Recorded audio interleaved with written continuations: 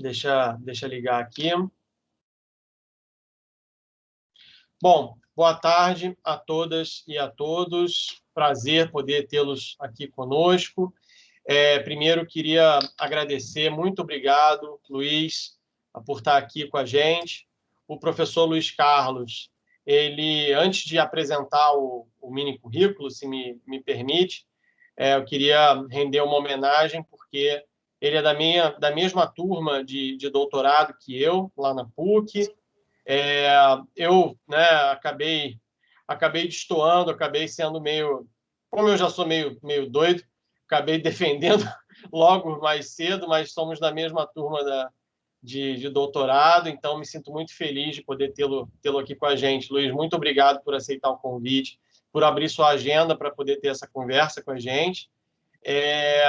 E eu queria só primeiro apresentar o currículo do professor Luiz Carlos. Ele é professor, então, da PUC, aqui do Rio de Janeiro, doutorando em Teoria do Estado e Direito Constitucional também pela PUC, mestre em Direito e Inovação pela Federal de Juiz de Fora e integrante do Direito em Português, grupo de pesquisa em estudos ladino-americanos e afrodiaspóricos. Tá? Então, passando agora, apresentando, inclusive, a professora Samara, que compartilha comigo, dividimos juntos o grupo de pesquisa. Então, Samara, fica à vontade. Professor, eu só ovaciono aí a sua presença e a sua disponibilidade por nos dar a alegria da sua fala no nosso grupo de pesquisa, que até começou com poucos, tivemos um stories hoje no Facebook, no nosso iniciozinho, 5 alunos. Hoje em dia, nós estamos com mais de 20, salvo engano. Então, um trabalhinho que veio de um almoço, né, da professora Milton, e que, hoje em dia, não me atrevo a dizer que é a menina dos olhos da faculdade, porque foi um grupo resistente que funcionou, inclusive, durante a pandemia e continua funcionando. Muito obrigada pela sua presença.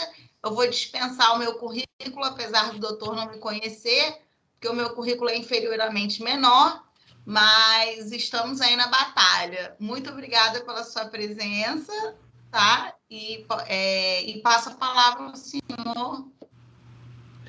Queria saudar aqui a presença do professor Hugo Lontra, nosso coordenador de curso, que nos dá a honra da sua presença, e também porque ele é professor da cadeira de Direitos Humanos, então é uma troca importante. Então, obrigado, Hugo, por estar aqui. Luiz, fica à vontade. Vai ser um prazer estar com vocês, eu estou extremamente feliz pelo convite. Não sei se a minha internet está... Vocês estão conseguindo me ouvir bem? Se vocês estão conseguindo me ver bem? Está ótimo, professor. Conseguimos ver e ouvir normalmente. Então, ótimo. Peço também desculpa pela minha alergia. Eu estou com uma alergia terrível hoje. Então, estou aqui, tomei vários remédios para ficar melhor. Mas qualquer coisa, uma fungada ou outra, eu não tenho como dispensar. É um prazer conhecer a Samara, é um prazer conhecer os alunos, as alunas. Já me desculpe, professor, já me desculpo, porque a nossa primeira palestra foi cancelada, porque eu peguei corona. Faz parte, né? São esses tempos. Então... São esses tempos nos quais nos encontramos. Agradeço imensamente ao Hamilton pelo convite. Espero que essa conversa, essa troca que a gente vai ter aqui seja proveitosa para vocês. Esse é um tema que me toca muito. Trabalho há alguns anos com o tema do direito internacional, dos direitos humanos, e tenho uma pesquisa, um trabalho dentro do campo do direito da questão racial, do combate ao racismo, que sempre que posso faço questão de articular com o campo do direito internacional. Eu preparei um slide, eu posso fazer compartilhamento. Eu não entendo muito bem esse aplicativo do Teams. Não estou muito familiarizado, mas deixa eu ver se eu consigo aqui. Pode sim, eu acho que tem um botão para compartilhar a tela, Luiz. Na parte inferior do seu lado direito, tem um íconezinho de compartilhamento, que é um clipezinho. Aí é só o senhor clicar aqui e pegar o arquivo da onde o senhor quiser. Tá, vocês estão conseguindo ver? Já compartilhou. Já está compartilhando. Pronto, conseguiu compartilhar a tela inteira, inclusive, Luiz. Tá ótimo. É porque eu não consigo vê-los. Se eu estou compartilhando, eu não consigo vê-los. Ah, tá. Tá, mas não tem problema. Não tem problema. Eu vou seguir o que eu vou pedir para que vocês façam. Se vocês fiquem à vontade para me interromper, para fazer qualquer tipo de intervenção na minha fala, enquanto eu estiver falando, só peço para que vocês abram o microfone e me interrompam e falem comigo, porque eu vou estar vendo a tela do PowerPoint e não consigo vê-los aqui. Ok? Só isso. Oi. Ok, já tem até uma aluna pedindo seu contato, que ela já vai fazer o TCC dela dentro da sua matéria específica. Ah, que ótimo. Eu vou enviar os slides para vocês. Meus slides aqui tem o e-mail. Tem meu e-mail, tem meu Instagram, tem todos os meus contatos. O nome dessa nossa conversa... Desculpas. É Racismo e Direito Internacional dos Direitos Humanos, a importância e os desafios da Convenção Interamericana contra o Racismo. Aqui está o meu contato, meu currículo, eu encaminho todo para vocês posteriormente com os meus contatos.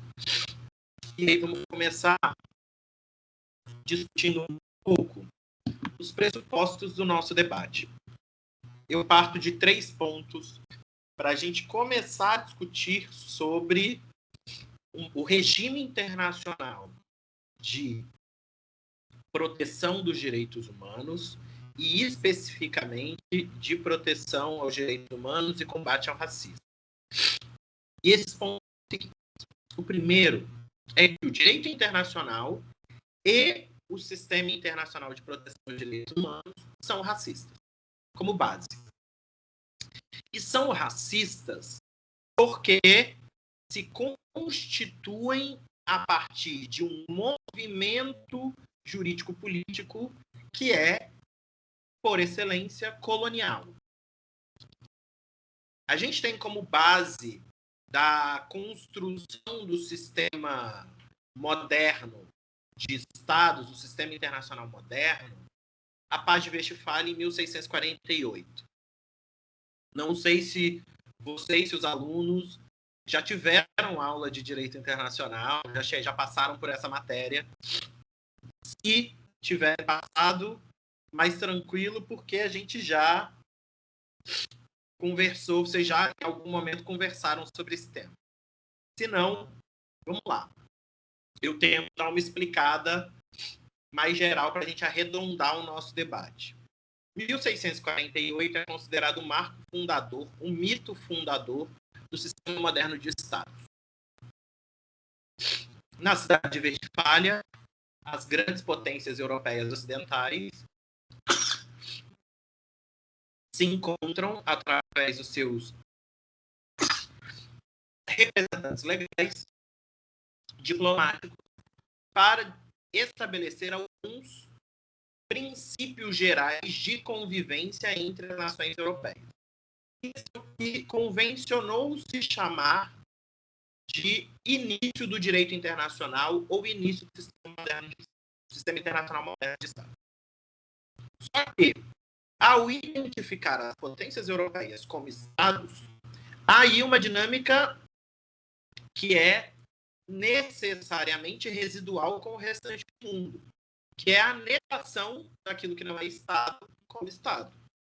Então, há uma construção do sistema internacional moderno que se estrutura na dinâmica colonial de negar aquilo que não está na Europa como Estado. Ok, beleza. As bases do sistema internacional são coloniais.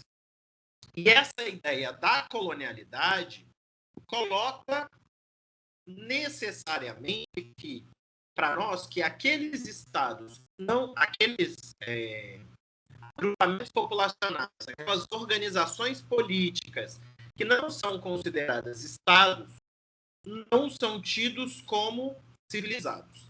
Se não são estados, se não são civilizados, os indivíduos que nela habitam não são cidadãos, não carecem de racionalidade. E a Declaração Internacional dos Direitos do Homem, a declaração lá da Revolução Francesa, ou a declaração dos pais fundadores dos Estados Unidos da América, as grandes declarações de direitos humanos liberais do século XVIII, se constroem a partir da noção de humano e de cidadão. Se a organização política não é considerada como Estado, não há base para a construção da cidadania. Se eles não são cidadãos, se eles não são racionalmente capazes de se organizar politicamente, lhes falta a capacidade de se entender e se constituir enquanto humanos. E essa cisão entre humano e não humano é uma cisão racial. Não biologicamente racial, mas sim socialmente racial. E aí o terceiro pressuposto, que é o fato do racismo ser um dos principais problemas do sistema internacional. Pode não parecer.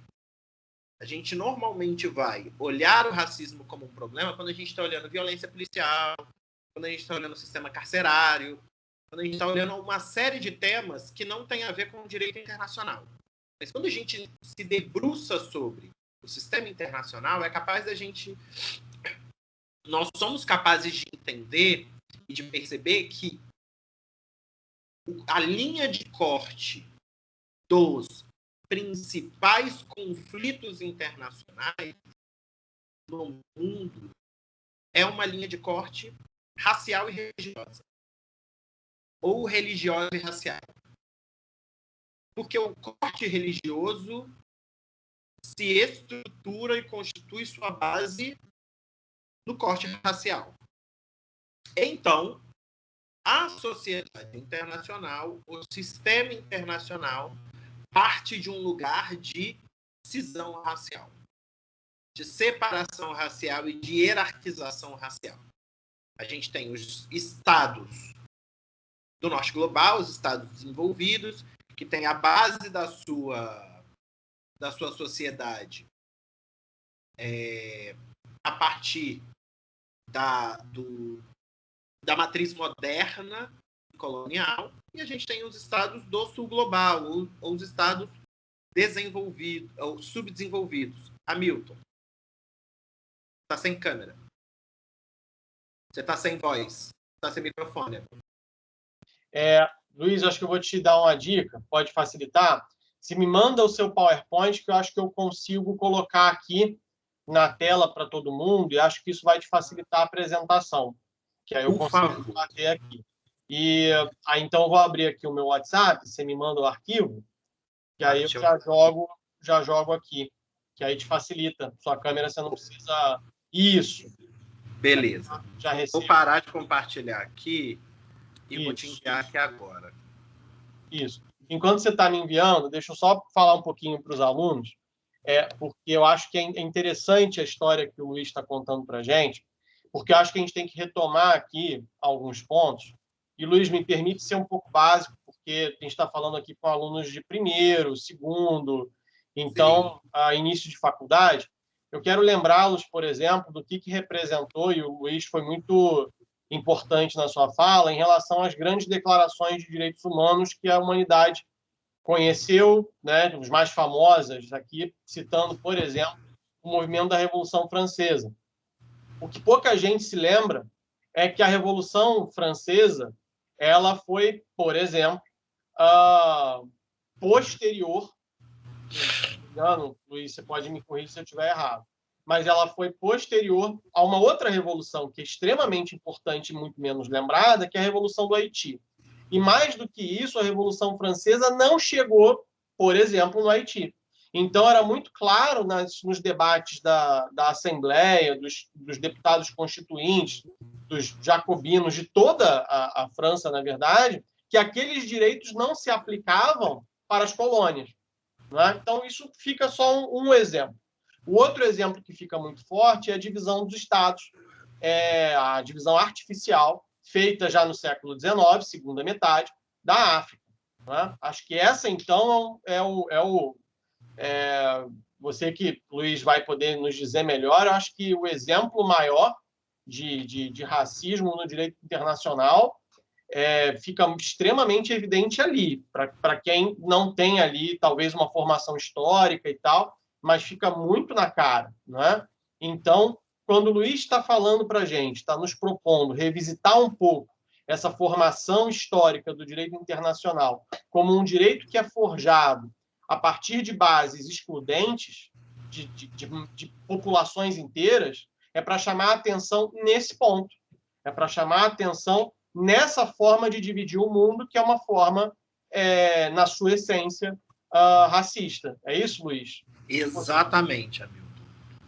Eu ia até chegar quando você fala da partilha da África, é exatamente isso. É o momento, a epítome do racismo e do colonialismo se colocando em relação ao continente africano, que há essa partilha artificial do continente africano entre grandes potências europeias.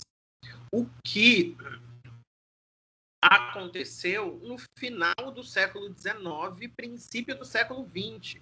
Então, a gente não está falando aqui de um momento muito anterior na história. De uma realidade muito distante, né? Não. Vamos imaginar. Exatamente. E a dinâmica da Conferência de Berlim e do colonialismo na África serviu de base de experimentação para todas as barbáries que se experimentou na Segunda Guerra Mundial.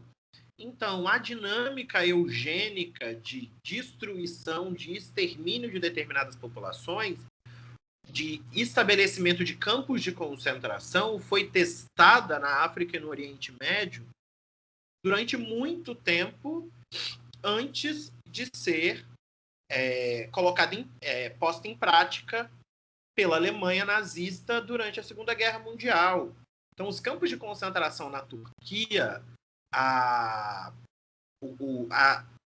o corte de mãos de negros africanos nos territórios da Bélgica, coloniais da Bélgica, todas essas práticas, todas essas experiências bárbaras serviram de balão de ensaio, de experimentação para aquilo que viria a ser o elemento e o momento fundador da ordem internacional atual, que é o sistema internacional onusiano, que é a ordem construída a partir da ONU. Beleza? Então pode passar para mim, Hamilton, por favor. E as próprias guerras civis dentro da África, professor, elas já faziam esse tipo de mutilação. Não sei se o senhor não sei se eu estou falando bobagem, mas pelo que eu li, porque diante de tão renomado nome, a gente fica com medo de falar. Mas dentro das próprias guerras civis africanas, eles já utilizavam esse tipo de mutilação, exatamente, óbvio, né? aí inclui o racismo, porque o racismo não precisa ser brancos contra negros, podem ser negros contra negros, ou determinados blocos étnicos contra outros, né? Mas dentro das guerras civis africanas, que tinham como pano de fundo aí as antigas colônias, né? Os seus colonizadores, eles cortavam as mãos para eles não terem direito a voto.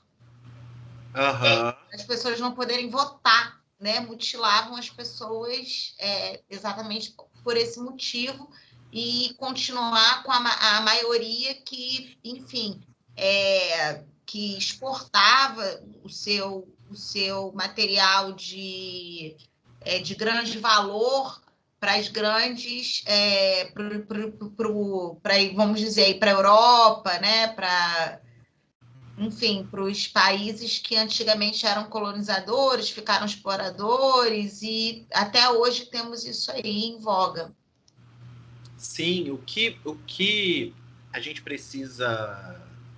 Não, você está certíssima, Samara. O que eu acho que a gente tem que destacar aqui é o fato de que o processo colonial europeu sobre a África e sobre o restante do mundo, Américas, Ásia e África, ele tem uma característica que diferencia as distinções raciais que antes existiam, porque essas distinções elas eram étnicas.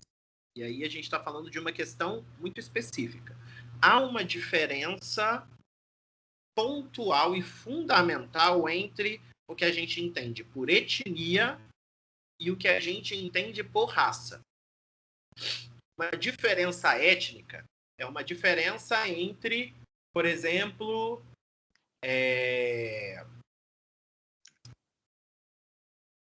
Tutsis e Hutus em Ruanda. Houve ali um genocídio perpetrado, praticado por diferença étnica. São dois grupos populacionais identificados como negros, pertencentes à raça negra, o conceito social de raça, não biológico, tá, gente? Mas que são provenientes de etnias distintas, de grupos populacionais, de grupos étnicos distintos.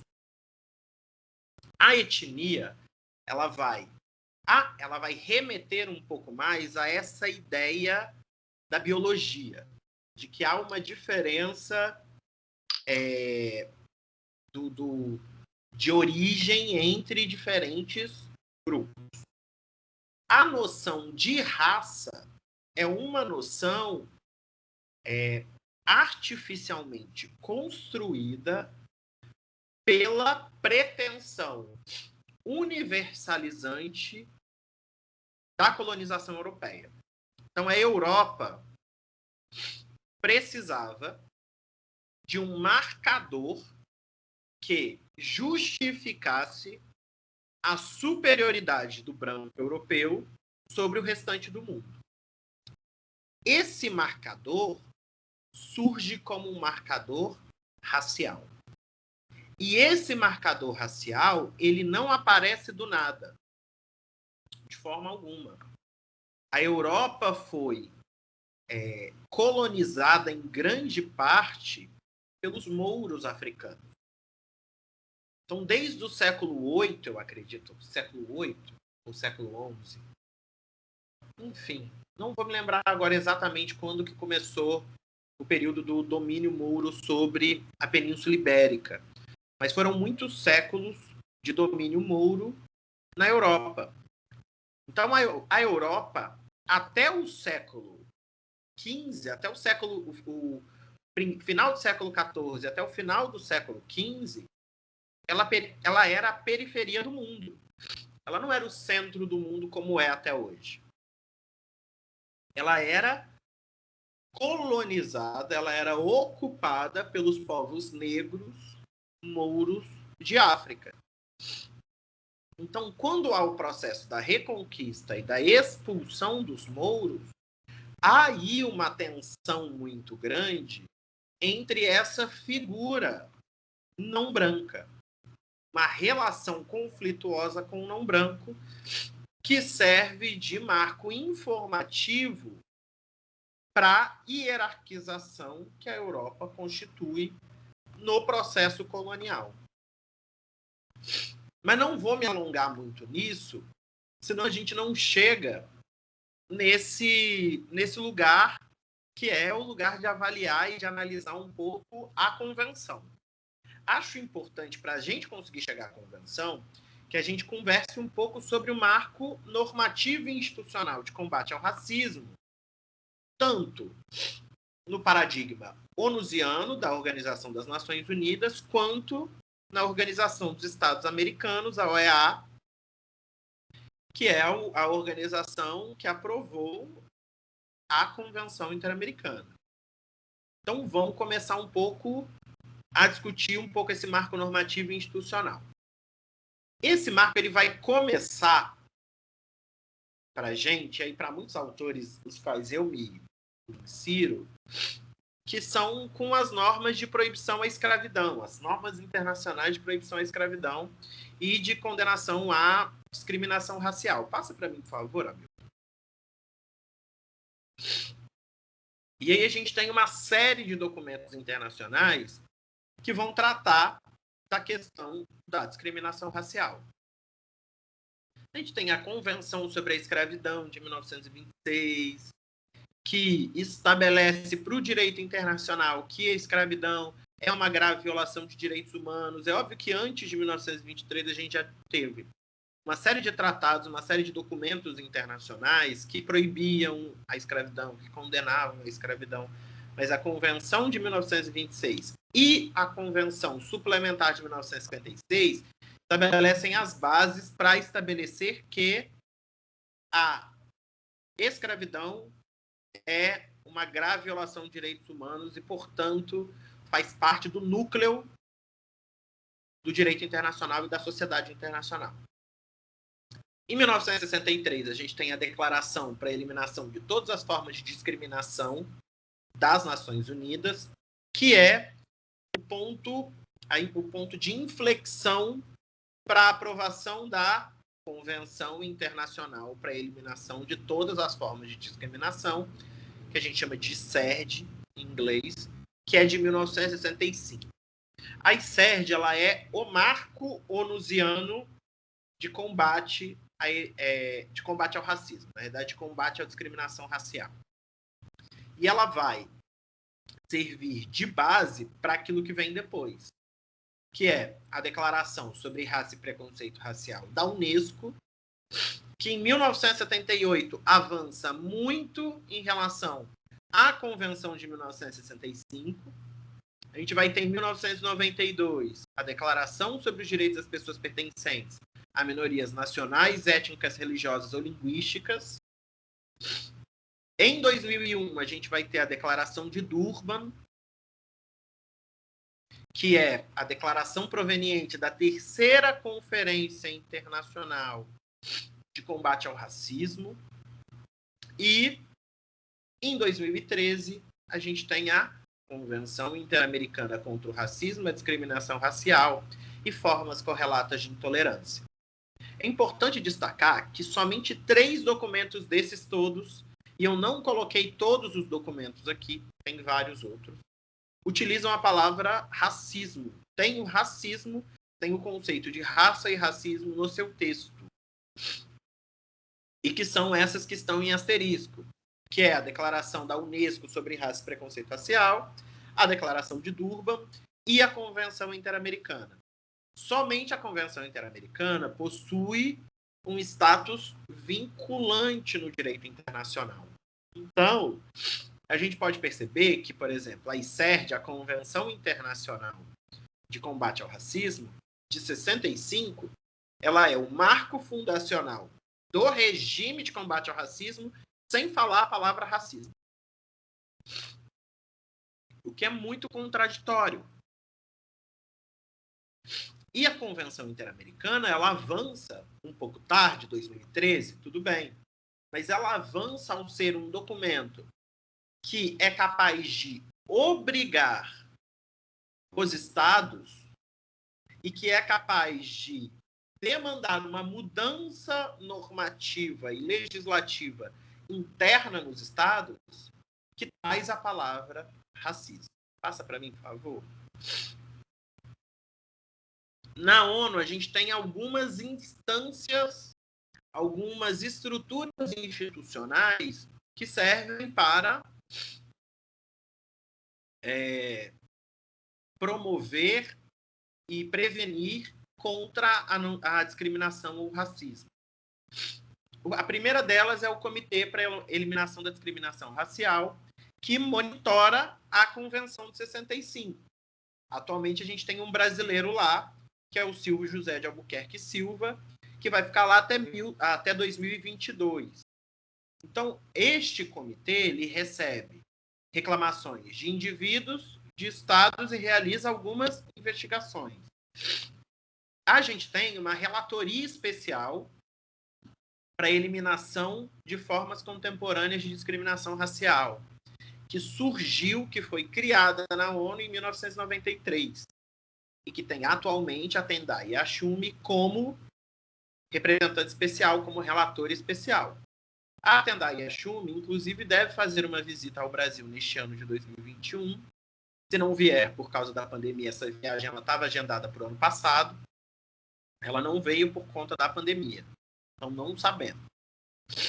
E a gente tem a Década Internacional para Pessoas Afrodescendentes, que foi instituída em 2015 pela Assembleia Geral da ONU e que vai até 2024. É a terceira década internacional para pessoas afrodescendentes da ONU. Pode passar.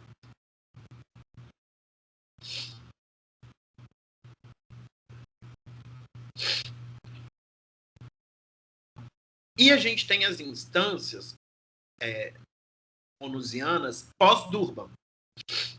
Não sei se vocês conseguiram dar uma lida breve num texto que eu encaminhei para vocês, que se chama Batalha de Durban. É um texto da Sueli Carneiro, bem curtinho, deve ter umas 5 páginas, em que ela relata um pouco esse processo político de negociação, de avanço da Conferência de Durban, que teve um protagonismo muito grande das representantes da sociedade civil brasileira, que chefiaram a conferência, presidiram a conferência.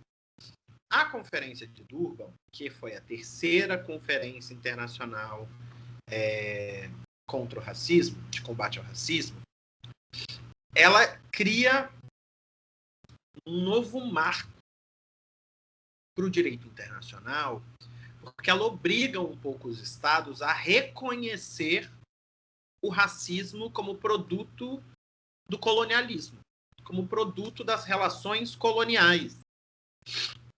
E obriga um pouco os estados a reconhecerem que existe racismo dentro dos seus territórios.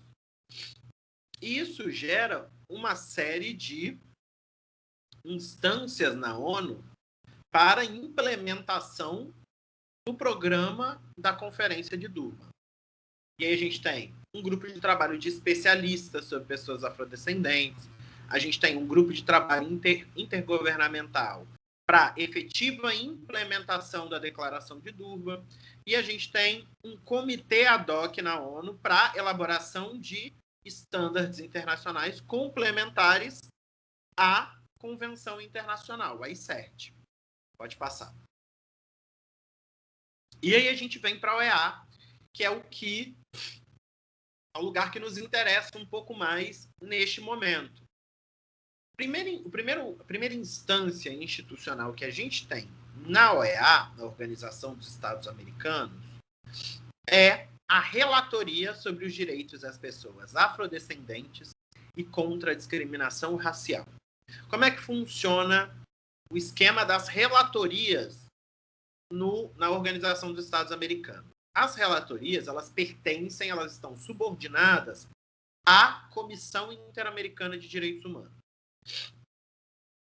Todos os comissionários, ou seja, seriam os juízes da comissão, eles não são juízes, porque a Comissão Interamericana não é um órgão jurisdicional, não é um tribunal.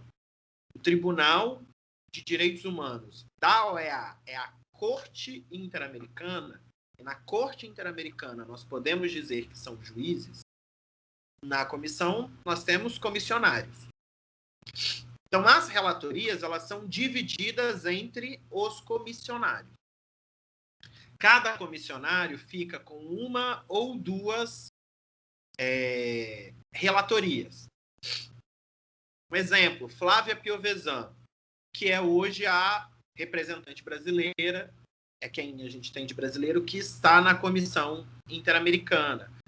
A Flávia Piovesan é comissionária da Relatoria Especial para Direito de Pessoas Transsexuais e LGBTs e Transsexuais. Eu acho que é isso. Eu não vou lembrar especificamente o nome exato da relatoria. Mas a Flávia Piovesan está como comissionária da relatoria sobre direito de pessoas LGBT. A relatoria sobre os direitos das pessoas afrodescendentes e contra a discriminação racial foi criada em 2005. E a atual comissionária, ou comissária, ou relatora, é a Margaret May Macaulay, que é uma jamaicana, já foi juíza da Corte Interamericana e atualmente está como comissionária ou comissária da comissão. Qual que é a função da relatoria? A produção de relatórios e investigações sobre o seu tema, a produção de informes temáticos, a realização de visitas a países. A Margaret esteve aqui no Brasil em 2019, foi a última visita dela. E essa relatoria, ela é muito mais avançada que a relatoria especial da ONU. Não sei se vocês se lembram que eu falei há pouco tempo, nos slides anteriores, que a ONU também tem uma relatoria especial sobre combate ao racismo, de maneira geral. E essa relatoria da OEA, ela é mais avançada porque ela aborda em vários relatórios temas muito importantes e de maneira muito incisiva, como o racismo estrutural, a violência policial. Inclusive, tem um informe muito bom, muito interessante da relatoria sobre violência policial contra afrodescendentes nos Estados Unidos. E isso em 2018, antes da onda de protestos por conta da morte do George Floyd e liderados pelo Black Lives Matter. Então, a gente tem a relatoria especial já discutindo questões muito importantes dentro da estrutura da Comissão Interamericana de Direitos Humanos e da OEA de maneira muito consolidada. Pode passar para mim. E a gente tem também em sede da OEA a década dos afrodescendentes nas Américas. Em 2014, a OEA, a Assembleia Geral da OEA, ela reconhece a década internacional dos afrodescendentes da ONU, que eu já falei atrás, que se iniciou em 2015. O plano de ação da década nas Américas foi aprovado em 2016 para implementação de ações da década dentro da estrutura da OEA e nos estados que fazem parte da OEA. Então, foi-se criado um grupo de trabalho para construção desse plano de ação da década e essa década foi lançada. E o que essa ideia de década diz para nós? São períodos que as organizações internacionais estabelecem para implementar ações como distribuição de bolsas, realização de cursos, capacitação, seminários, produção de relatórios, de informes, de investigações nos estados sobre a questão, sobre o tema. Então, na década dos afrodescendentes, há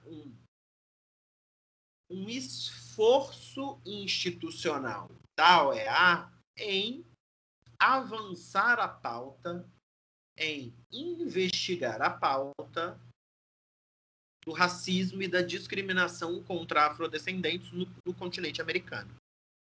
Então, para a gente pode parecer um pouco distante, um pouco aberto demais, mas eu acho que vale a pena dar uma olhada no plano de ação. Vocês vão ver que tem muitas ações materializadas aí no plano de ação. Tem muitas questões que, inclusive, vêm acontecendo no Brasil de maneira até descolada dos ditames da década, como o estabelecimento de políticas de ação afirmativa no ingressos em concursos públicos, nos concursos do judiciário. Então, a gente tem algumas ações que têm sido feitas no Brasil, para além da estrutura governamental, para além da estrutura do governo federal, que tem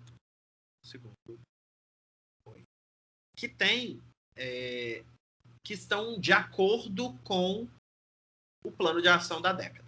Pode passar para mim, por favor. E aí vamos falar especificamente sobre a Convenção Interamericana contra o Racismo, a Discriminação Racial e Formas Correlatas de Intolerância. Hamilton, eu vou te pedir para que você me controle no tempo, porque eu sei que eu já falei até demais.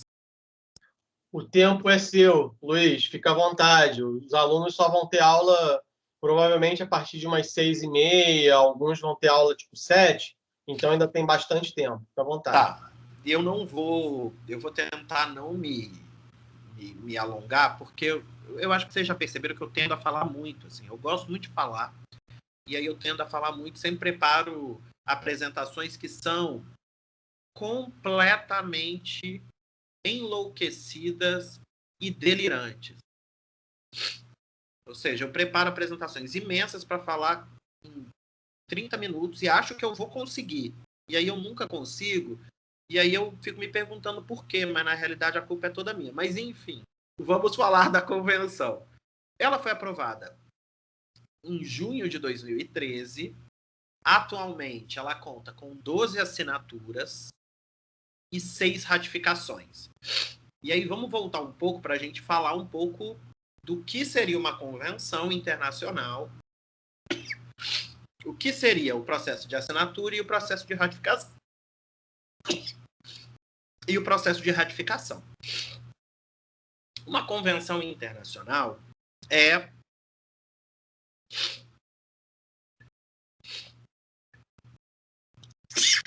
Mil desculpas, gente. A base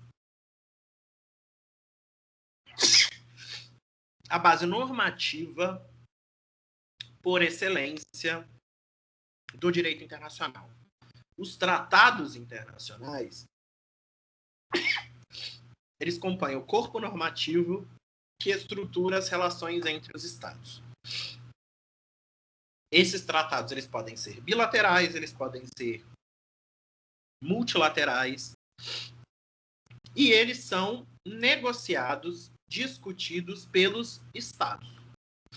Então, eles são um produto legislativo das negociações diplomáticas, das relações diplomáticas entre os Estados. Para uma convenção existir, ela precisa ser aprovada, e aí, no caso da Convenção Interamericana, que foi negociada, discutida e aprovada na OEA, ela precisa ser aprovada na Assembleia da organização. Só que o fato dela ser aprovada não significa que ela conta com unanimidade de todos os estados membros da organização. Então, a Convenção contra o Racismo, ela foi aprovada em 2013, mas conta somente com 12 assinaturas. Quem aprova, normalmente, assina. A assinatura é um ato do Executivo Federal, do Presidente da República, que assume um compromisso com aquele texto na esfera internacional. Beleza. O Estado brasileiro assinou a Convenção Interamericana em 2013. Mas ele só veio a ratificá-la em 2021. E o que é o processo de ratificação? O processo de ratificação é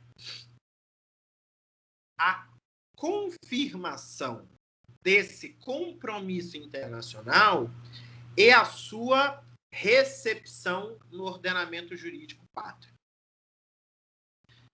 A ratificação, e aí a própria palavra ela já diz, ratificar é confirmar. Ela traz para a gente, o Brasil adota um sistema de separação entre a esfera internacional e a esfera interna, que é mediada. Então, a gente precisa de uma aprovação do Congresso Nacional para confirmar o compromisso internacionalmente firmado. Isso se dá, e aí eu não vou entrar nas especificidades da dinâmica da ratificação e do quórum especificamente, porque a gente vai voltar a isso mais para frente, e aí eu discuto com um pouco mais de detalhes com vocês isso. Mas para a gente é importante que uma convenção, ela para ser aprovada, ela precisa de assinaturas, e para ela entrar em vigor, para ela produzir efeitos no direito internacional, ela precisa de um número mínimo de ratificações. A Convenção Interamericana, ela tem no seu texto uma cláusula de entrada em vigor com 2 ratificações. Então, ela, dentro da OEA, já está em vigor. Ela já produz efeitos. Atualmente, 6 estados ratificaram a convenção. Antigua e Barbuda, o Brasil, a Costa Rica, o Equador, o México e o Uruguai. Os países que ratificaram a convenção por último são Brasil, Equador e México. São os estados que ratificaram a convenção depois de 2020 e 2021. O Brasil ratificou a convenção no dia 12 de maio de 2021, pouquíssimo tempo atrás. E o depósito somente foi efetuado no dia 28 de maio de 2021. O que é o depósito do instrumento? O Brasil ratificou, ele vai pegar o documento da ratificação, vai ter lá a assinatura da Presidência da República, que vai enviar para a OEA. Vai dizer, olha, o Brasil ratificou a partir de agora, ok. Internacionalmente e internamente nós estamos vinculados por este texto, por essa normativa. Beleza? Pode passar para mim, por favor.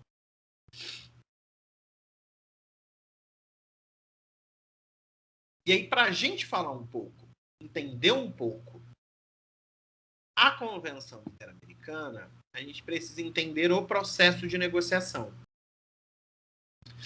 E aí tem uma frase que eu coloquei aqui, que é uma frase do Canadá, durante o processo de negociação, que é nem tudo é sobre raça.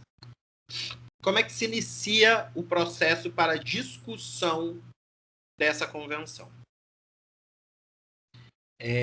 Ela se inicia em 2005. Lembrando que a relatoria da Comissão Interamericana também foi criada em 2005. Ok? O Conselho Permanente da OEA criou um grupo de trabalho para preparar um instrumento vinculante interamericano contra o racismo, a discriminação racial e contra todas as formas de discriminação e intolerância.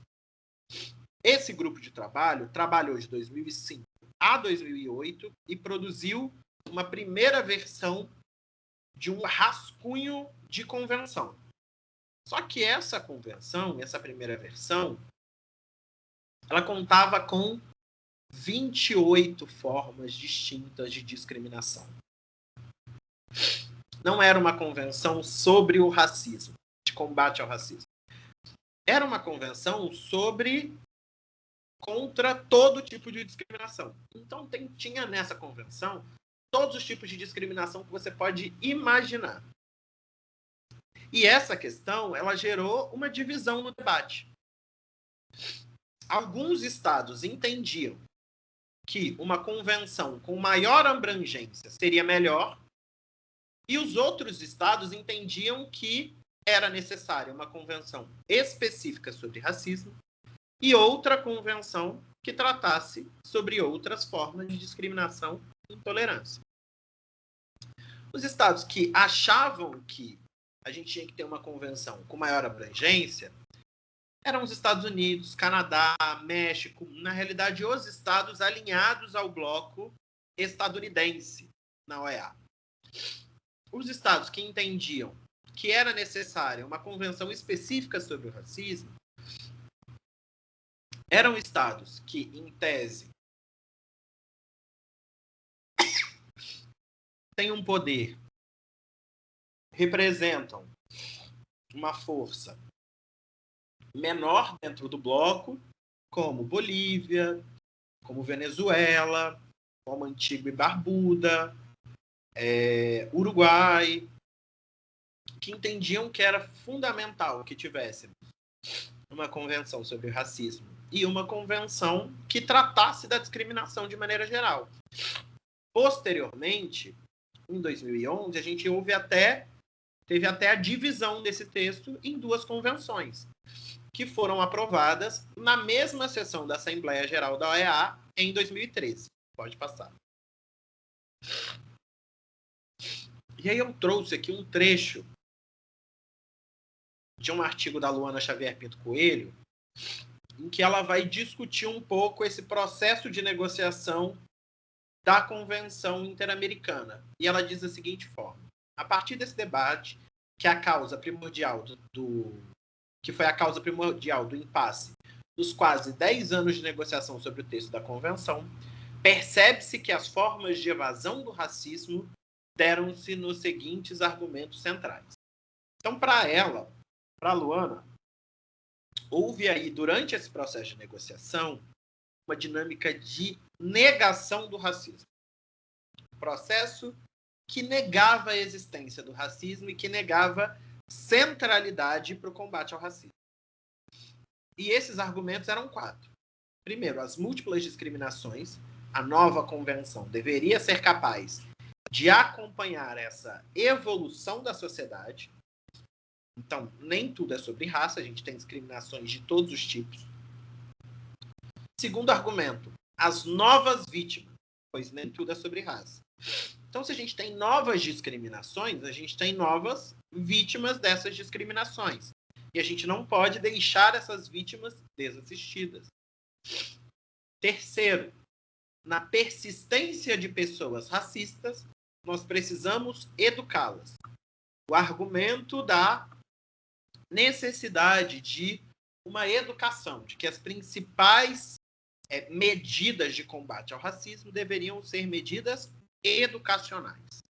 E D, a novidade trazida pelas novas tecnologias e pelo discurso de ódio. A gente vive uma crescente das discriminações através dos mecanismos de tecnologia, pela internet. E isso traz um cenário em que a raça e o racismo não é tão importante. Pode passar.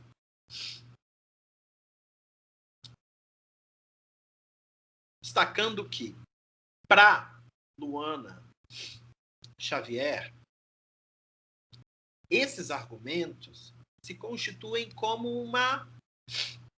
um arcabouço discursivo que se resume num regime de negação do racismo e de evasão do debate racial, de fuga do debate racial. Se em 2001 nós tínhamos avançado muito em Durban, os estados do bloco não queriam que esses avanços se materializassem num instrumento vinculante. Então, a gente tinha um bloco de estados, como os Estados Unidos, Canadá, Argentina, Colômbia, México e Peru, que adotaram uma postura criadora de obstáculos para a negociação. Os Estados Unidos nunca nem chegou a entrar nas negociações.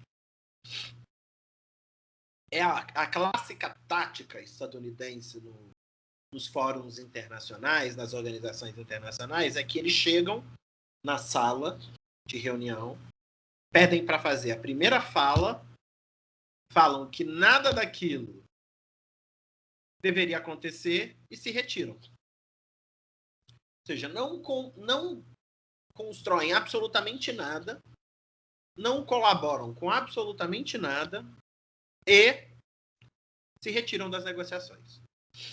O Canadá chegou a dizer em uma das suas manifestações que nem tudo é sobre raça.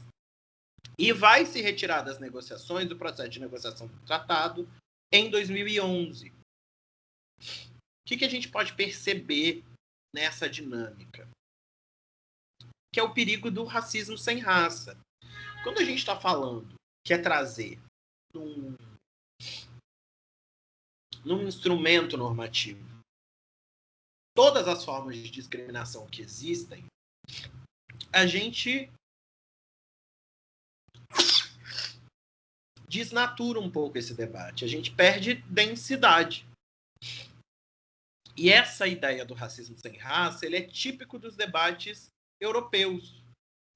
E vai retirar o conceito de raça e de racismo como produtos de violências históricas e estruturais.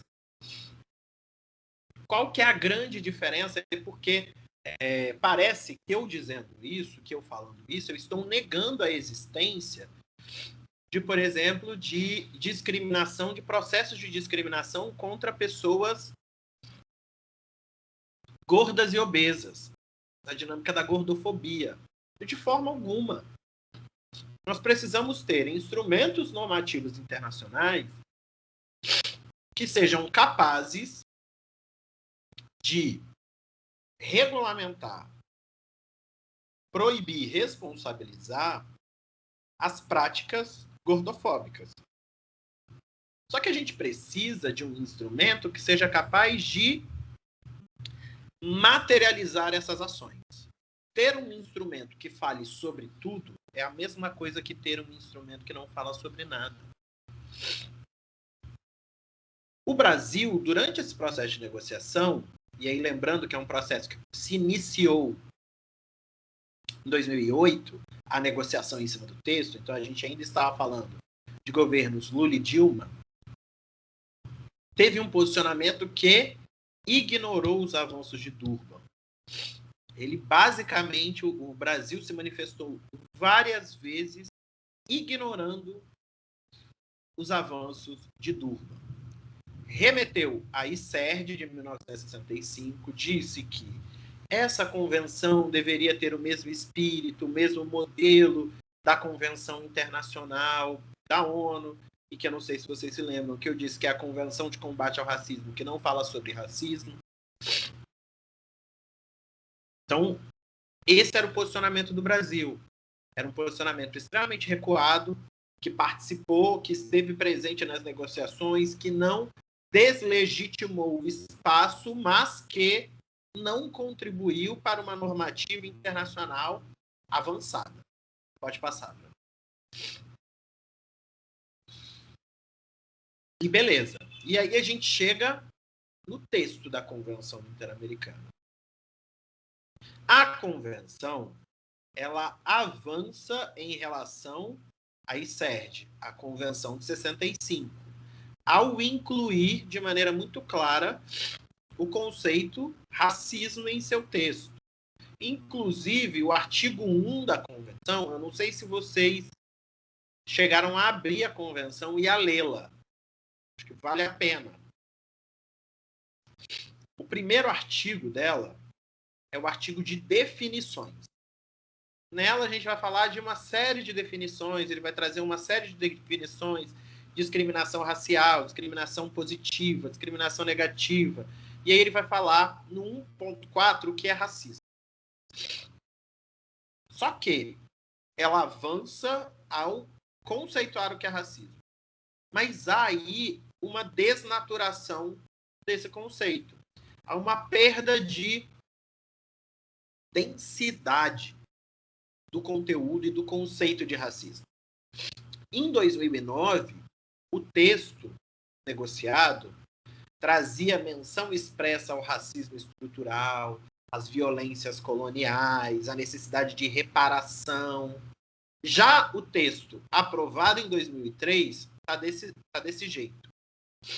O racismo consiste em qualquer teoria, doutrina, ideologia ou conjunto de ideias que enunciam um vínculo causal entre as características fenotípicas ou genotípicas de indivíduos ou grupos e seus traços intelectuais, culturais e de personalidade, inclusive o falso conceito de superioridade racial.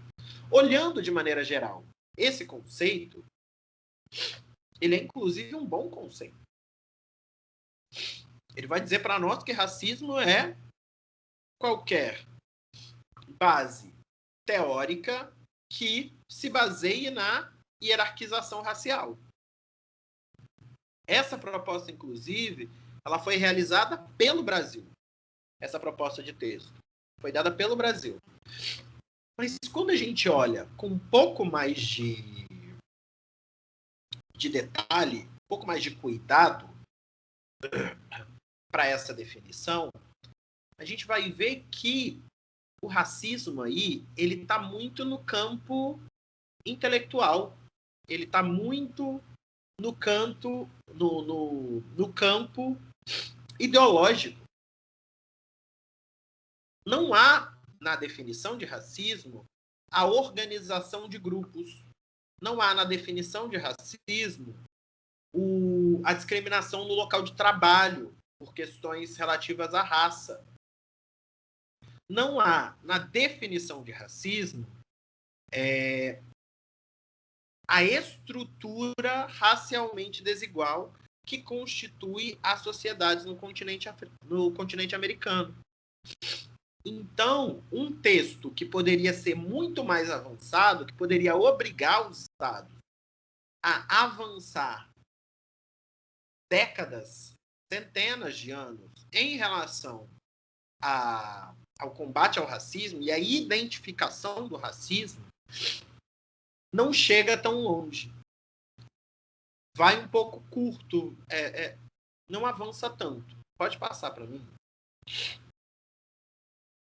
A convenção, no seu texto, ela avança ao prever a compatibilidade de medidas de ação afirmativa com direito à igualdade e com os direitos humanos constituintes do marco internacional. Ela vai dizer explicitamente sobre a legalidade de ações afirmativas, de medidas de ação afirmativa para combate à discriminação e à desigualdade racial.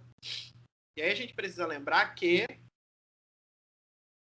a discussão sobre as cotas nos concursos públicos e nas universidades, apesar de já vencida, do Supremo já ter decidido isso inúmeras vezes até, é uma discussão que ainda está viva.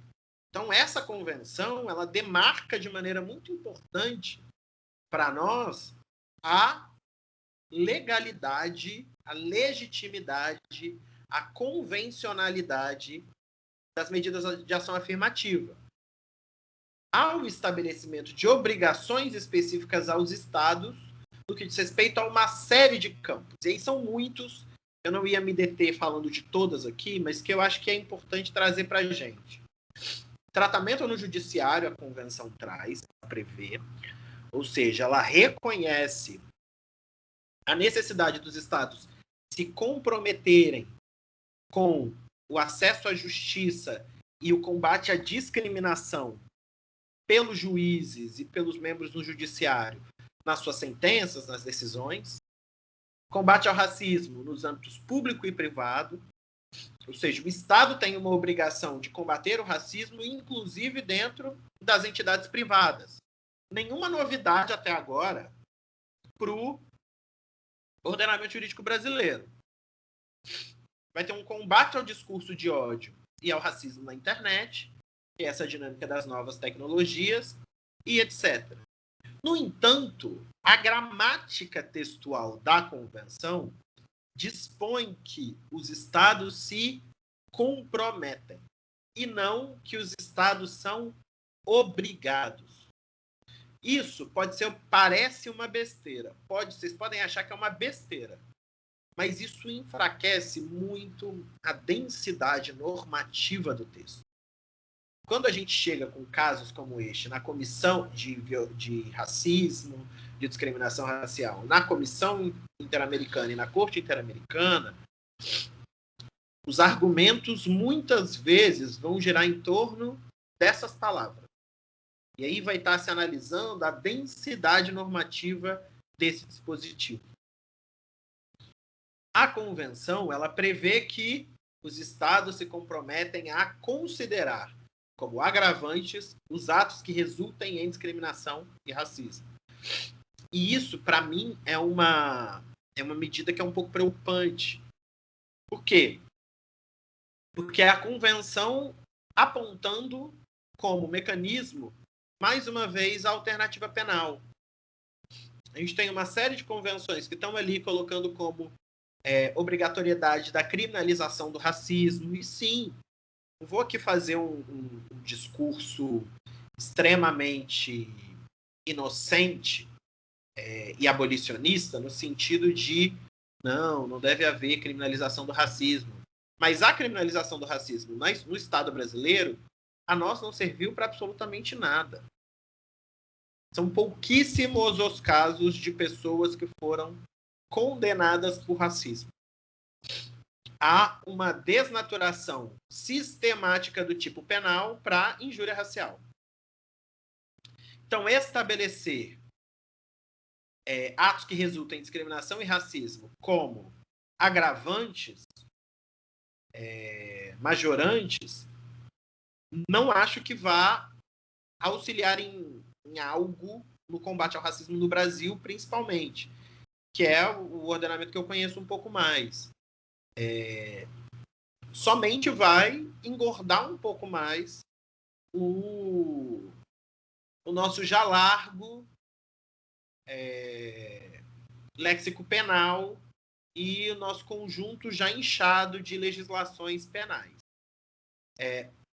E lembrando que no contexto em que nós nos encontramos, qualquer norma penal que seja encaminhada para o Congresso me coloca medo, porque eu não sei o que vai sair dali.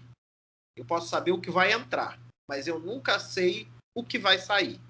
Então isso me assusta, me deixa um pouco receoso com a ratificação da Convenção pelo Brasil.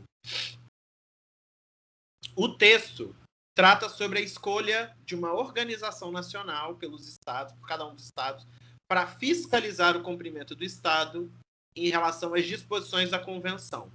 No entanto, a Convenção não estabelece que essa organização deve ser independente e externa, que ela não deveria fazer parte do governo. Não faz muito sentido você ter uma organização do governo que vai fiscalizar para a OEA o cumprimento do Estado das disposições da Convenção. E pode passar. A gente está acabando. E por fim, acho que tem 2 slides aí. A Convenção prevê a Comissão e a Corte como órgãos responsáveis por realização de investigações e de julgamentos relativos às violações de direitos contidos na Convenção, prevê a criação de um comitê para a prevenção e eliminação do racismo, discriminação racial e todas as formas de discriminação e intolerância, nos moldes daquele comitê da ONU que foi criado derivado da ICERD. E esse comitê interamericano ele vai monitorar a implementação das duas convenções, tanto a Convenção Interamericana contra o Racismo, quanto a Convenção Interamericana contra toda forma de discriminação e intolerância. Esse comitê ele ainda não foi criado e a sua primeira reunião ainda não foi convocada. Por quê? Porque a Convenção estabelece que o comitê somente será criado e convocada a primeira reunião quando se tiver 10 instrumentos de ratificação, que ainda não aconteceu. Pode passar para mim. E aí, para a gente encerrar, vamos falar um pouco desse processo de ratificação, de aprovação da Convenção pelo Brasil. O texto foi ratificado pelo Brasil em maio de 2021, com status de emenda constitucional. E aí, vamos lá. Como eu não sei em que período vocês estão,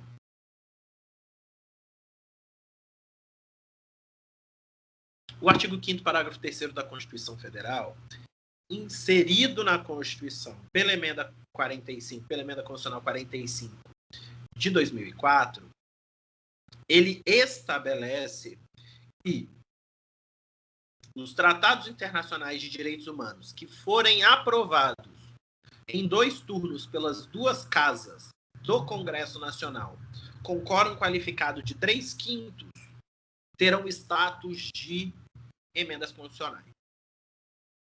Então, é um processo legislativo extremamente complexo e muito mais complicado do que o processo para aprovação de leis ordinárias. Até hoje, na realidade, até a ratificação da Convenção, somente um outro tratado internacional de direitos humanos havia sido incorporado ao direito brasileiro com status de emenda à Constituição, que havia sido o Tratado Internacional dos Direitos da Pessoa com Deficiência. E agora, a Convenção Interamericana. O que isso significa? Isso significa que aqueles tratados internacionais que alcançarem este requisito formal se incorporam no ordenamento jurídico brasileiro com status de norma constitucional. Ou seja, no topo da pirâmide keynesiana, somente sendo inferiores ao próprio texto constitucional originário. Ok?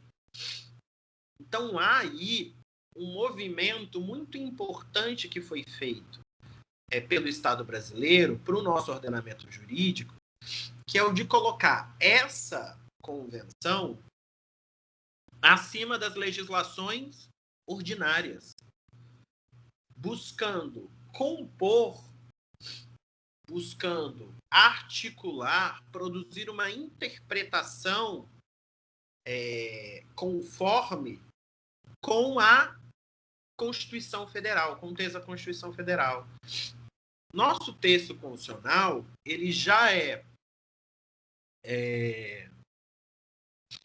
bastante avançado em alguns pontos no que diz respeito ao combate ao racismo, ou em relação à afirmação da igualdade, à afirmação do princípio da não discriminação.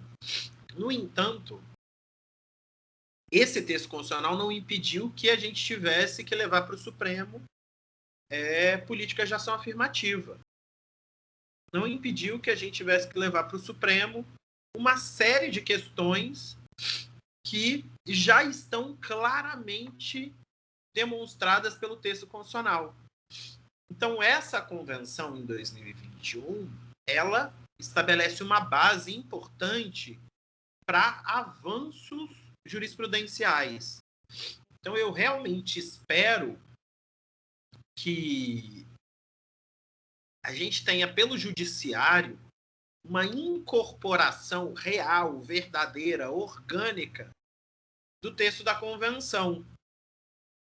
Que aí a gente não está falando simplesmente de um controle de convencionalidade pelo Supremo. A gente está falando de uma aplicação de norma com o status de emenda constitucional. Esse processo de ratificação ele se iniciou em 2016, ainda no governo Dilma, mas somente se concluiu em 2021. Ela é uma tramitação que tinha ficado parada, que ficou parada por 2 anos no princípio do governo Bolsonaro e foi retomada em 2020. Isso foi uma jogada política importante e inteligentíssima realizada por instituições públicas e por movimentos sociais em articulação com parlamentares da oposição. Por quê? Porque o Brasil, em 2020, o governo em 2020, lidava muito mal com a situação da pandemia de Covid-19, mas estava completamente tendo a sua articulação e a sua organização voltada para a proteção do presidente Jair Bolsonaro em relação às denúncias diante da pandemia. E aí alguns parlamentares da oposição solicitaram a inclusão do processo de ratificação em regime de urgência no Congresso, na realidade na Câmara dos Deputados. O projeto foi votado em 2 turnos em 1 mês, conseguiu o número de votos suficiente, ela foi encaminhada para o Senado Federal. No Senado, essa proposta andou em março e em maio a gente já tinha conseguido votar em 2 turnos. Então isso mostra um pouco como, mesmo diante de cenários de grande retrocesso político e jurídico, é possível avançar algumas pautas pontuais, principalmente porque há um consenso geral de que o racismo é um problema no Brasil, apesar de ser um racismo sem racistas. Nós não temos racistas no Brasil, mas o racismo é um problema. Então, principalmente a partir dessa dinâmica do consenso, da ideia do racismo, da existência do racismo, foi muito difícil para alguns parlamentares, para vários parlamentares, se negarem a ratificar o texto da convenção. Ela traz aí importantes avanços na consolidação de um marco nacional para o combate ao racismo, estabelece alguns âmbitos de proteção que são importantes para nós e, de certa forma, equilibra um marco normativo nacional com os principais estándares internacionais de combate ao racismo e de proibição da discriminação racial. Beleza? De maneira geral, eu acho que é isso. E aí, estou aberto para a gente conversar. Aqui estão os meus contatos. Caso vocês queiram entrar em contato comigo, vocês fiquem à vontade. Vocês podem mandar e-mail, vocês podem seguir no Instagram e me enviar um DM. Eu respondo de maneira rápida e hábil. Ok? Muito obrigado. Muito obrigado, Luiz. Valeu pela sua palestra. Foi brilhante, muito boa. Trouxe para a gente aspectos, né, que a gente também não imaginava, nem mesmo eu. Assim, eu tinha acompanhado a convenção, mas não nesse nível de detalhe. Então, foi extremamente enriquecedor. Né? Então, queria agradecê-lo de verdade também pela amizade, pela parceria. Passar a palavra agora para a professora Samara e para os alunos, quem quiser fazer alguma pergunta, a palavra é de vocês, vocês têm total liberdade, acho que o protagonismo tem que ser de vocês mesmos. Então, quem quiser pode acionar para levantar a mão, não sei se tem essa opção para quem está vindo de fora, mas se quiser abrir o microfone, abrir a câmera também, podem ficar à vontade, tá bom? Interrompe o compartilhamento aí, Hamilton. Aí. Pronto, agora sim. Alguém gostaria de fazer alguma pergunta?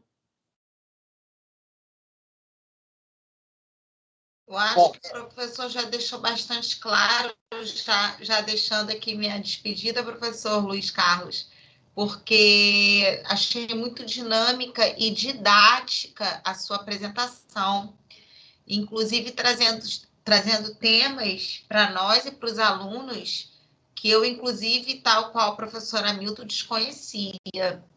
Então, daqui a pouco nós pegaremos esse material, né, professor Hamilton?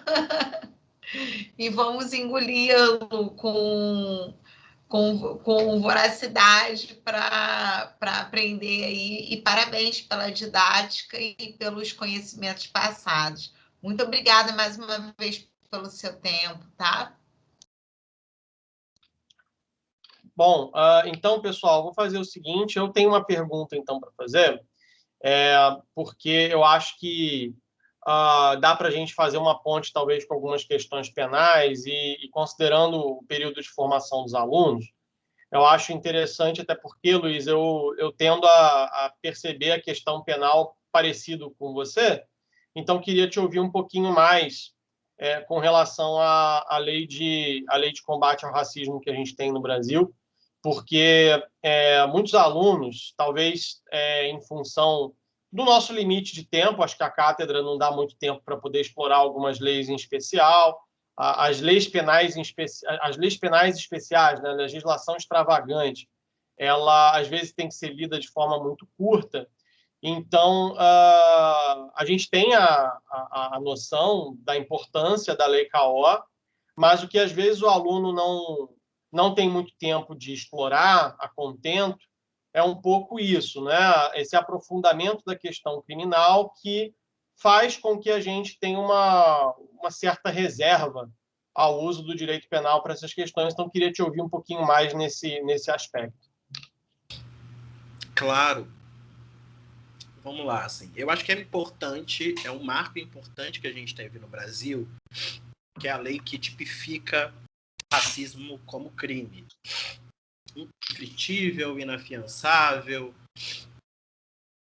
E eu acho importante pelo seguinte, porque ela estabelece no âmbito discursivo, no âmbito normativo, que não é possível mais ser racista sem ser responsabilizado no Brasil. Só que no âmbito prático, ela não tem efetividade. Por quê? Porque no Código Penal a gente tem ali a hipótese da injúria racial. E qual que é a grande diferença para a grande maioria do judiciário e do Ministério Público e dos agentes públicos do judiciário entre o racismo e a injúria racial? O racismo ele vai ser considerado como um tipo... E eu não vou entrar aí na discussão do penal, porque eu vou cometer várias impropriedades. Mas o racismo ele vai ser considerado como aquela manifestação do indivíduo contra um grupo de indivíduos. Então,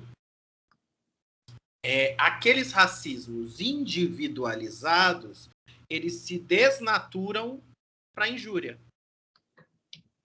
Uma pessoa que chama a outra de macaco ou de macaca deveria ser enquadrada no crime de racismo. Mas ela vai ser, invariavelmente, no Brasil, enquadrada na injúria racial. Isso é um problema muito sério, porque um processo de elaboração da lei que foi extremamente custoso e pautado pelos movimentos sociais acaba esvaziado. E quando a gente pensa na alternativa penal, ela sempre é muito perigosa para nós, pessoas negras, movimento negro. Porque o direito penal foi construído para nos criminalizar. Ele foi construído para se opor, se impor sobre corpos negros. Sobre aqueles corpos que eram considerados como indesejados pelo Estado. A história do direito penal no Brasil é uma história de direcionamento contra pessoas negras. Principalmente no período pós-abolição ali, fim do século XIX, princípio do século XX. Então, pensar em alternativa penal para combater o racismo no Brasil, para além daquilo que já existe, é um pouco complicado. Na realidade, pensar alternativa penal para combater qualquer coisa no Brasil, para mim, é muito problemático. Porque a corda sempre vai arrebentar do lado mais fraco. Sempre, invariavelmente. A corda vai arrebentar sempre do lado mais fraco. Entendi. Não, eu tendo a participar um pouco dessa concepção também,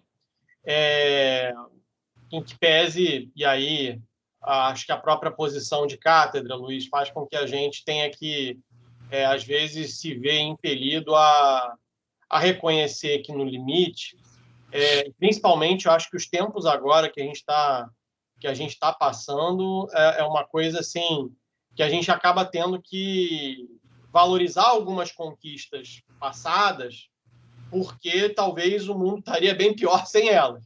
Então, a gente acaba tendo que ter um certo uso mais ou menos estratégico, né? Porque muitas das vezes a gente lida com alunos, a gente explica uma legislação que o aluno está lá e sofre uma discriminação no trabalho, sofre uma discriminação em algum lugar, ele vai querer algum lugar para ir. Né? Ele quer ir uma delegacia, ele quer chegar, quer ter o seu direito, o seu conflito reconhecido de alguma forma. Né?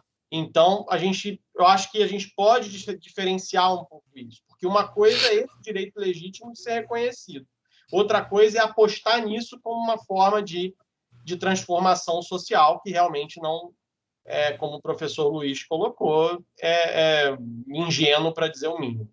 Claro, né? A gente já tem a estrutura que a gente tem que usar. É isso, a estrutura que a gente tem, a gente vai usar, a gente vai tentar, de toda forma, trabalhar com o aparato normativo e institucional que a gente tem. Agora, pensar isso enquanto política de Estado, para mim é um pouco problemático. Pensar alternativas futuras para o combate ao racismo e ter o eixo do direito penal, como um eixo principal, para mim é uma questão problemática. Mas aquilo que a gente já tem, aquilo que a gente conquistou, a gente tem que utilizar da melhor forma possível. Porque é isso também. Esse marco institucional, normativo, não é de uso tão fácil da nossa parte, não. O crime de racismo, pelo que eu me lembro, é ação pública incondicionada, né? Então, você depende do Ministério Público para poder ter um crime de racismo. E aí a gente sabe qual que é a composição e qual que é a boa vontade do Ministério Público nesses casos. Com certeza. Gente, alguém tem alguma dúvida? Não precisa ser só sobre direito internacional, não. Eu acho que a gente pode aproveitar também para discutir a questão racial de forma mais ampla. Vocês têm absoluta espaço aqui para poder ter esse debate, que é um debate que normalmente a gente não tem espaço e não tem tempo, às vezes, para fazer. Então, é uma oportunidade importante, eu acho, que a gente está oferecendo aqui para os alunos que podem estar curiosos, podem estar também com alguma necessidade também de tirar essa dúvida, de fazer essa pergunta. Alguém gostaria de fazer alguma consideração?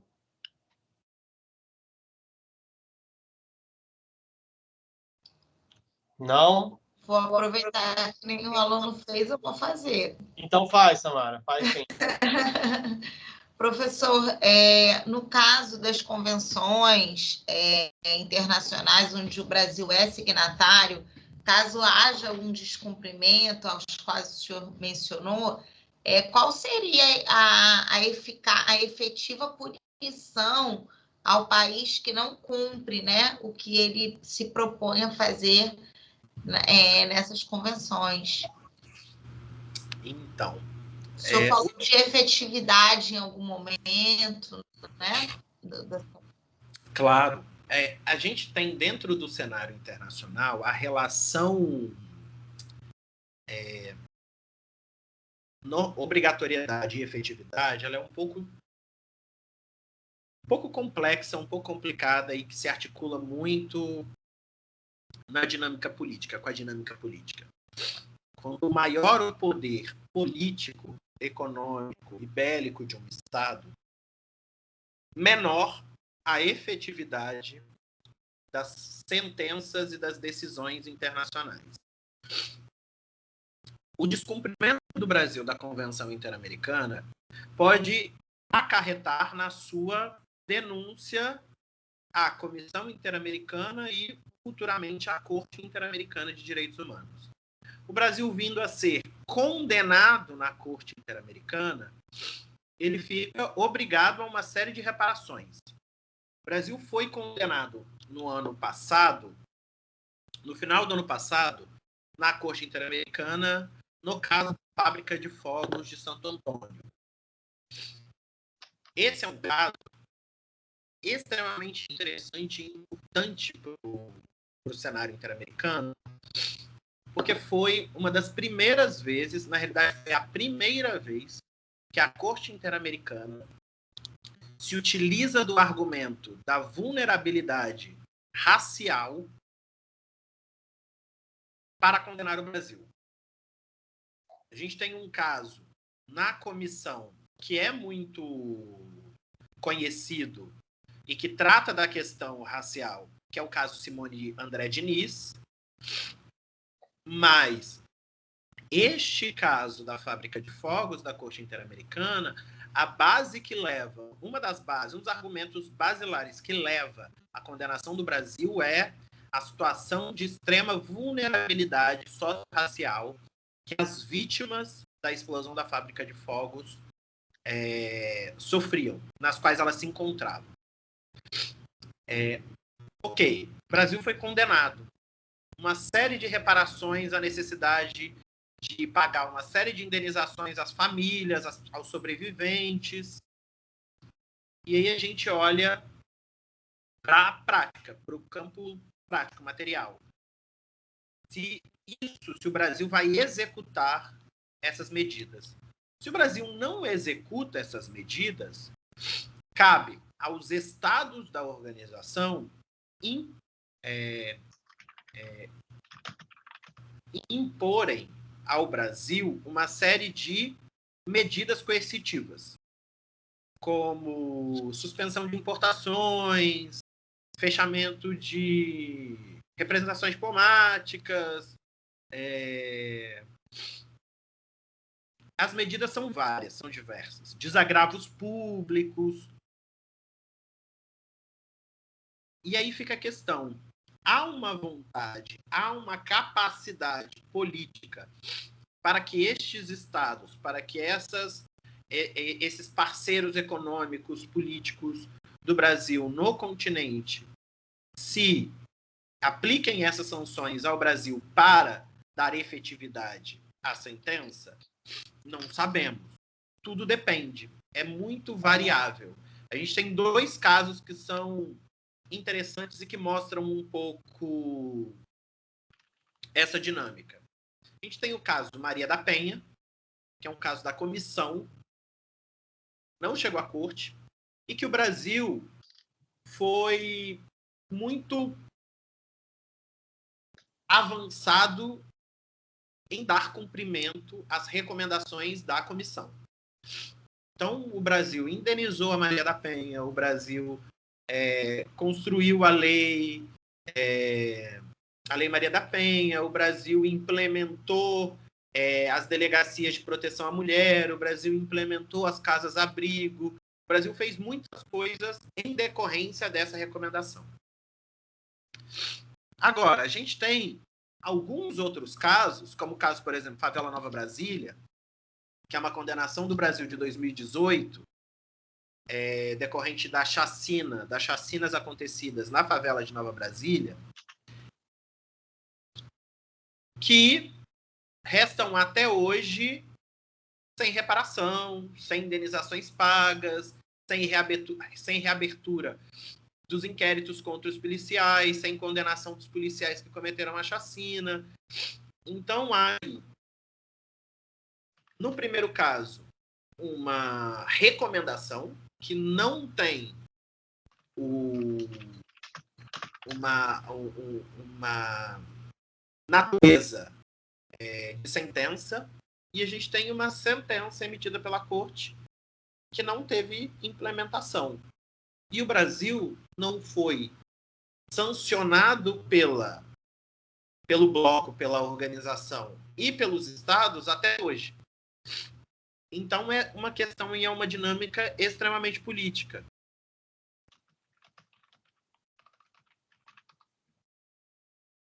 Ok. Não, e assim, desculpa, Samara, só para comentar. Só agradecendo, obrigada. Desculpa. É porque, assim, os alunos, quando a gente dá essa questão dos direitos humanos e essa matéria, às vezes um incômodo que fica é assim, não, mas qual é a sanção? Qual que é a punição? Qual que é a pena? E aí, eu acho, particularmente, que o maior valor que a gente encontra para poder estudar essa disciplina, eu acho que está no plano, não tanto no plano, vamos chamar assim, de uma certa efetividade instrumental, do tipo de coisas acontecendo, porque no plano internacional não é bem assim que acontece, mas eu acho que é no plano pedagógico. Eu acho que é no plano cultural também, não é? Da gente, através de iniciativas como essa, através de falas como a do professor Luiz, da gente trazer um pouco para vocês de uma outra literatura, de uma outra gramática, de uma outra forma de compreender direitos e, principalmente, de se mobilizar em relação a esses direitos. Não sei se você também vê assim, Luiz. É desse jeito? Claro, concordo. Eu acho que é óbvio que é importante a dinâmica da reparação pecuniária, da materialidade das decisões, mas é uma questão de construção de narrativa, de discurso. As gerações de juristas que a gente está formando, na realidade. As pessoas... na verdade, a gente está disputando um projeto de nação, um projeto de sociedade. E aí é muito importante que a gente tenha esses movimentos, esses movimentos jurisdicionais internacionais, esses movimentos políticos para avançar essa discussão, para avançar essa pauta, para avançar essa conversa, de fato. Poxa, então, Samara, eu acho que a gente agora, porque, Luiz, os alunos já vão ter aula agora às 6h30, e pelo avançar da hora também, eu acho que a gente já, como já não teve nenhuma outra pergunta também dos alunos, queria primeiro agradecer, porque eu esqueci de exaltar a sua resistência à alergia e a condição de saúde, porque foi um desafio, assim, a gente vendo você ali lutando com a rinite, né? E acho que todos os alunos que têm rinite se sentiram representados, vendo essa sua fala. Eu me senti representado, porque eu tenho também. Então, muito obrigado, de verdade. Eu vou agora, pessoal, compartilhar aqui o link para a presença na palestra, tá? Então, vou colocar aqui o PowerPoint com o encurtador. Vou mandar também para os grupos, para vocês assinarem o formulário para atribuição de horas AAC, ok? E, no mais, agradecer a presença de todo mundo, agradecer mais uma vez, professora Samara também, minha amiga querida, sempre comprando aí as brigas nossas aí na faculdade, para a gente poder trazer essas discussões para os alunos. E, gente, quem for meu aluno de Penal 2, Penal 3, já sabe que o relatório é para entregar até domingo, tá? Para mandar para o meu e-mail, ok? Bom, então, estamos aí liberados, ok? Muito obrigado, Luiz.